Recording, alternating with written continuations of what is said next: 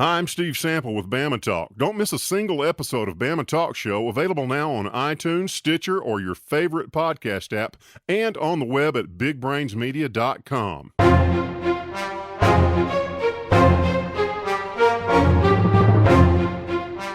Here's the Weather Extreme video for Sunday, August the 4th. I'm meteorologist Brian Peters. Wow, weather just makes you humble sometimes, doesn't it? Let's take a look at the Skycam imagery this morning, and there's a look at Fultondale, and we did have a little cluster of thunderstorms that formed off to the northwest and moved down across the Birmingham airport. They got 0.6 of an inch. That cluster now located in the central part of the state. And there's a look a little further north where the skies have cleared at Decatur, looking out over the Tennessee River. How about another shot? And that is up at Haleyville, where we can see a little bit of the early morning sunrise. A little bit of a frontal boundary has sagged into the area, and that has been pretty much the focus for much of the thunderstorms that we saw yesterday as well as overnight. In the upper atmosphere, we're still under this northwesterly flow pattern, but it does look like for the next several days that pattern will weaken just a little bit and become more zonal. And as it does, we get more into a typical boring forecast of the summer with scattered daily afternoon showers. Temperatures generally starting off around the lower 70s for the most part, with dew points right close to that. Fog is a little bit of an issue, especially in the areas where rain occurred late yesterday afternoon and overnight. So just be advised about that if you're headed out early this morning. There's the radar showing the cluster of thunderstorms in the east central part of the state. That is going to be out of the state probably by about 8 a.m. or so. QPF for the next 5 days indicating that with the flow going zonal, that much of the focus for precipitation is going to be along the Ohio River Valley, basically kind of a bit of a continuing boundary that we've had up there for much of the summertime as we've been under this northwesterly flow pattern.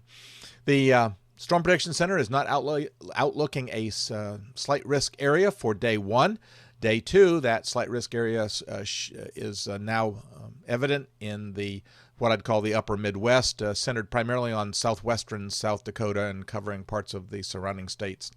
Dorian made a brief appearance yesterday as a tropical depression, but quickly the atmospheric conditions became less conducive for any development, and it's no longer much of a threat to form into a tropical storm again.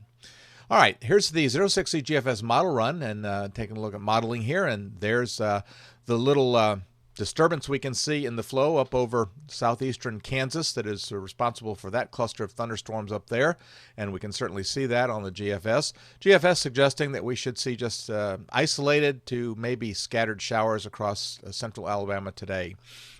That little disturbance moves down to the vicinity of about northeastern Mississippi in the vicinity of Tupelo, but it does weaken considerably, and so not any particular big threat. It doesn't appear, not as big a threat as it appeared on yesterday's charts. So once again, it looks like just isolated to scattered showers and thunderstorms.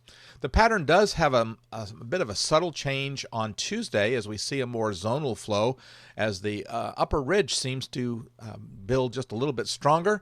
It stays that way on Wednesday, and the result is that you see those little disturbances that are moving through the west to east flow, and they stay further north.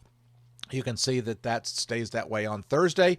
So the result is that we're just basically going to be in a moist atmosphere where we're going to see daily showers and thunderstorms, and kind of hard to really give much in the way of the coverage from day to day as the pattern is just very subtle changes occurring in the pattern. The upper trough is still kind of existent there on Thursday, but still the ridge, now elongated more or less east to west across the southeastern U.S., is holding tight there, and that keeps everything off to our north, and any fronts are going to come down into the Ohio River Valley and not get much closer than that, at least it appears with that kind of pattern. Now, we do see by Friday the pattern, once again, just kind of a subtle change. The ridge kind of bulges up into the northern Rockies a little bit, and we see that really strong closed low just to the north of the Great Lakes, but the amplitude of the troughiness is not there. So once again, we see that there's kind of a boundary in the Ohio River Valley, kind of down into the Tennessee River Valley, but we're staying pretty much in these daily shower chances. And the pattern, once again, not much change, but kind of a little bit of a subtle, not quite as troughy. And so we stay in a summertime pattern, and we still see that at the end of the period a week from today, and certainly just keeping showers in the forecast. So kind of one of those summertime boring forecasts for the next week or so.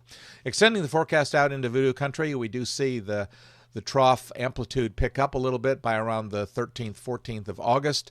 And then when we get out to around the 18th, once again, the overall troughiness is flattening out somewhat. We don't quite go completely zonal, but it's something similar. So once again, the GFS hinting at no sign of any significant heat, but we will see probably temperatures climbing generally more into the lower 90s for much of the upcoming work week and for the week after that. Well, that'll do it for the Weather Xtreme video. Thanks for staying tuned. James Spann should be back from vacation first thing Monday morning with the next edition of the Weather Xtreme video. In the meantime, I hope your Sunday is a good one, and Godspeed.